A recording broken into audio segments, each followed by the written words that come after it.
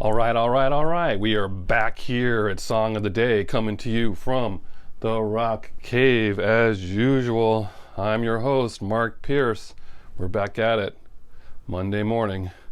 Hope you're all doing well today. December 7th, Pearl Harbor Day, right? So, what are we talking about today? A lot of good responses from Jackson Browne yesterday. Everyone likes Jackson Browne, it seems. Glad you all liked it. I'm super excited about today's record. Big fan of this band. We're going right smack dab in the middle of grunge. We're going back to December 6th, 1994. On this date yesterday, this band released their debut record, and that band is Bush, and 16 Stone is the name of their debut album. I was a big fan when this came out right away. Big fan of grunge, but I was very particular about the bands that I liked. I thought Nirvana was great, but I wasn't a over-the-top Nirvana fan. I was a huge Pearl Jam fan, and Soundgarden I liked, but I also liked Bush and Screaming Trees, bands like that I was really a lot more into. So this particular band I just love. I love a lot of their work. I love their subsequent work. Never seen them live. Would like to do that. And this particular record is what started it all. They're from London. They're an English band.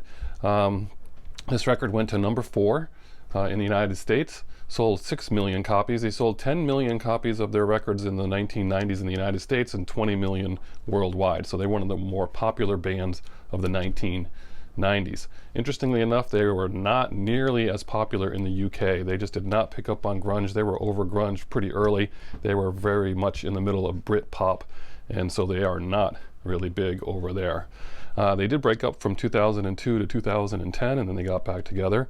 As we all know, founding member Gavin Rossdale, he met this guy Nigel Pulsford. Another Nigel. Nigel is just isn't that a great name, Nigel?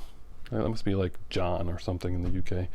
Anyway, they met at Wembley or Stadium in 1991 at a Bryan Adams show of all things, and then they realized they had a like for the same kind of music, and so they ended up forming a band called Future Primitive, which was kind of like, they deemed themselves kind of like a pop, more like a INXS or something like that. But anyway, that went on to become Bush. They had a record deal with Disney, but their main supporter had a heart attack, and they lost their main supporter of 16 Stone, and it was picked up by Interscope Records later.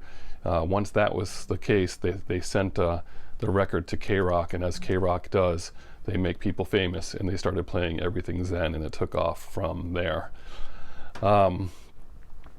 Yeah, so this is a great record. There's some great songs on here. Some of their most popular songs are on this record.